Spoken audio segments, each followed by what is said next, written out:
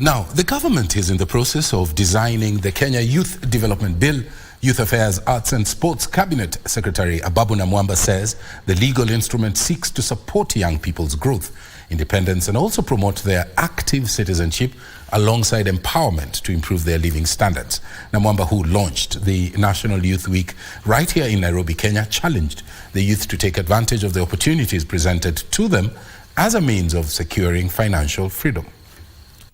Officially on. The National Youth Week kicked off Monday at the University of Nairobi. The event will culminate on the International Youth Day on Saturday and will be anchored on three main pillars, namely advancement of knowledge, skills and attitude development for the youth, engagement in the global goals, especially climate change action. Engagement of youth as drivers of change, innovation and creativity to sufficiently address the climate change crisis and attainment of the global goals and enhancement of enterprise development among the youth. Youth Affairs, Arts and Sports Cabinet Secretary Ababu Namwamba says plans are at an advanced stage to formulate the Kenya Youth Development Bill. The bill shall regulate measures and activities undertaken by the government aimed at improving the social status and position of youth in addressing their needs and interests. The government is also in the process of reviewing the National Youth Council Act and number 10 of 2009 so as to align it to the Constitution.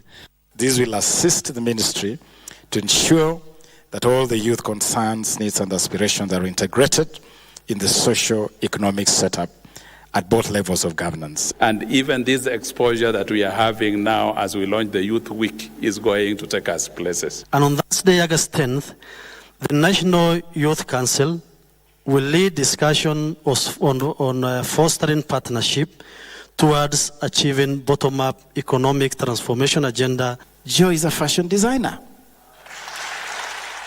For the youth that showcase their different innovations and works at this Hustlers Bazaar, more collaborations and funding from the government will ensure that they too contribute to developing the country's economy. If the government could create particular spaces where artists could get to showcase their art at very affordable prices or no charge at all, it would definitely help the artists be encouraged. I've interacted with the able differently, and I would say they're even more able than even some of us. Maybe they can even come up with an initiative that supports talents when it comes to able different.